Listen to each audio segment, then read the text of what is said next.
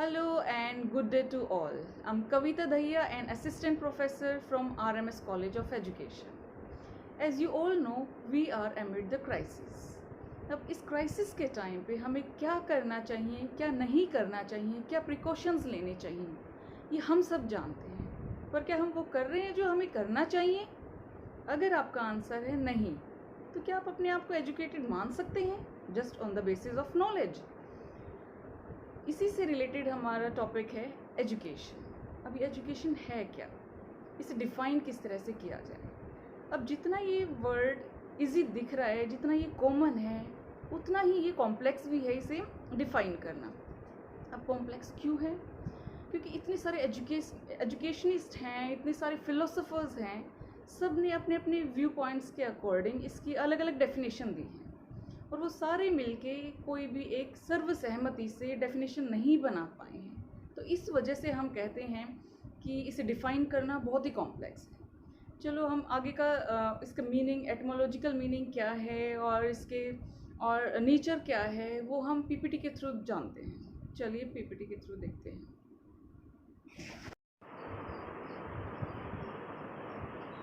एटमोलॉजिकल meaning of education. Education word की उत्पत्ति कहाँ से हुई है, इसे कहाँ से डिराइव किया गया है? फिलोसोफर्स एंड एजुकेशनिस्ट मानते हैं कि एजुकेशन वर्ड को लैटिन की कुछ वर्ड से डिराइव किया गया है. First word is educate, which means to bring out और टू नरिश. इसके अकॉर्डिंग एक टीचर को एक गार्डनर की तरह माना जाता है, और वो बच्चे में एबिलिटीज़ देख के उन्हें नरिश करते हैं, उन्हें डेवलप करते हैं. According to the second word, एजुसेट, which means to lead out और टू ड्रॉ आउट. इसमें ये माना जाता है कि एक चाइल्ड में सभी इन्नेट एबिलिटीज़ होती हैं, इन्नेट पावर्स होती हैं, बस टीचर को उन्हें ढूंढना होता है, उन्हें पहचानना होता है और फिर उन्हें डेवलप करना होता है. According to the third word, the word which is educatum, which means the act of teaching or training. इसमें एक टीचर बाहर से कुछ स्किल्स की ट्रेनिंग देते हैं और स्किल्स को सिखाया जाता है, जिससे बच्चे की स्किल्स डेवलप होती हैं.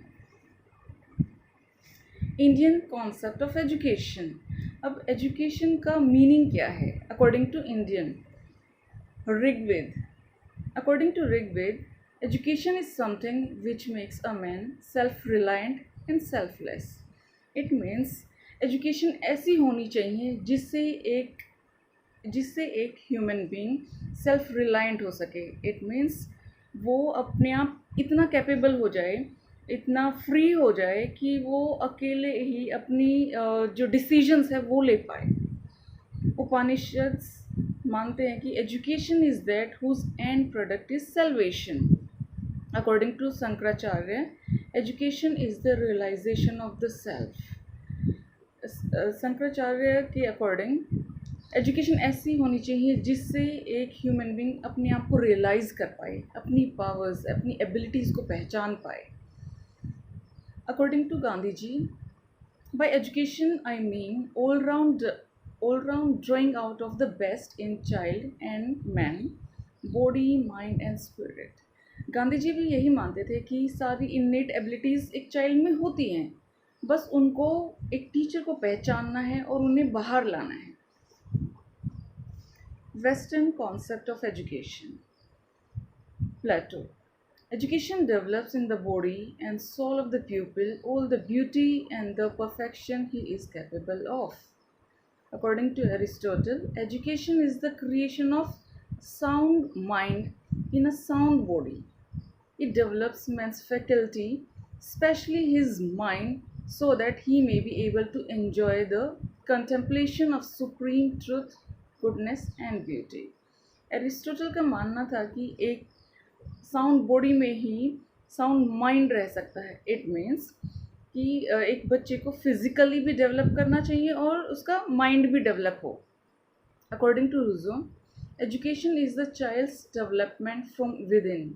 उनका मानना था कि एजुकेशन ऐसी होनी चाहिए जो एक चाइल्ड को अंदर से डेवलप करे.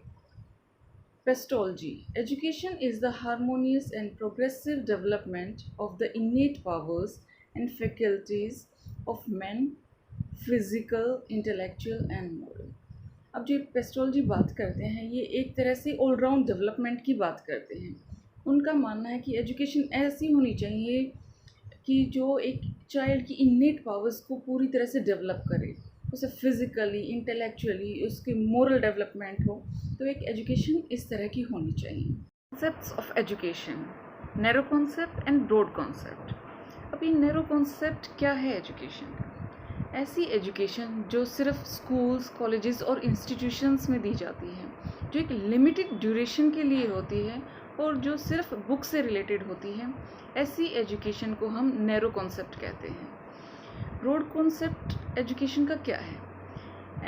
ऐसी एजुकेशन जो सिर्फ क्लासरूम से लिमिटेड नहीं है, जो सिर्फ बुक्स तक लिमिटेड नहीं है और जो एक इंडिविजुअल के बर्थ से लेके डेथ के बीच में जितना भी कुछ वो सीखता है, चाहे वो एकेडमिक है, नॉन एकेडमिक है, चाहे वो लाइफ की कोई भी स्किल्स है, छोटी से छोटी चीज़ जो भी वो अपने बर्थ से लेके डेथ तक सीखता है, वो सब ब्रॉड कॉन्सेप्ट के अंडर आता है।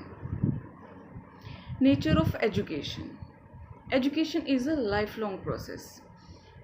अब पूरी लाइफ में जितना भी कुछ भी सीखा जाता है वो सब एजुकेशन है। Education is a systematic process. अभी सिस्टमेटिक कैसे है? जो एजुकेशन हम स्कूल्स में लेते हैं वो पूरा डिसाइडेड होता है कि कितने एक साल में इतना सिलेबस कराया जाएगा, नेक्स्ट में कैसे कराया जाएगा, क्या टीचिंग मेथड्स होंगे, तो वो पूरा एक सिस्टम होता है। Education is development of individual and the society. अब एजुकेशन से एक इंडिविजुअल तो डेवलप होता ही है, अगर सभी इंडिविजुअल डेवलप होंगे तो ऑटोमेटिकली सोसाइटी का भी डेवलपमेंट होगा। Education is modification of behaviour. अब एजुकेशन दी गई है तो हम उससे मानते हैं कि एक इंडिविजुअल का बिहेवियर मॉडिफाई होगा, और अगर ऐसा नहीं होता है तो एजुकेशन नहीं हुई है। अगर कुछ सीखा है तो वो उसके बिहेवियर में आएगा ही आएगा। Education is purposive. अब ये पर्पसिव कैसे है? अगर मान लीजिए अगर किसी को डॉक्टर बनना है या टीचर बनना है या बिज़नेस करना है तो वो उसी तरह की स्टडी करेगा, उसी तरह की एजुकेशन लेगा। तो इसी तरह से इसे हम पर्पसिव भी बोलते हैं। Education is training. एजुकेशन एक ट्रेनिंग है इस वजह से कि हम इसमें कुछ स्किल्स सिखाते हैं, उन्हें अच्छे से ट्रेन किया जाता है, that's why it is called training. Education is instruction and direction. अब एजुकेशन में एक टीचर एक बच्चे को गाइड करता है, उसे डायरेक्शन देता है, उसे इंस्ट्रक्ट। एम्स ऑफ एजुकेशन, एक चाइल्ड का ऑलराउंड डेवलपमेंट करना ही एजुकेशन का एम है।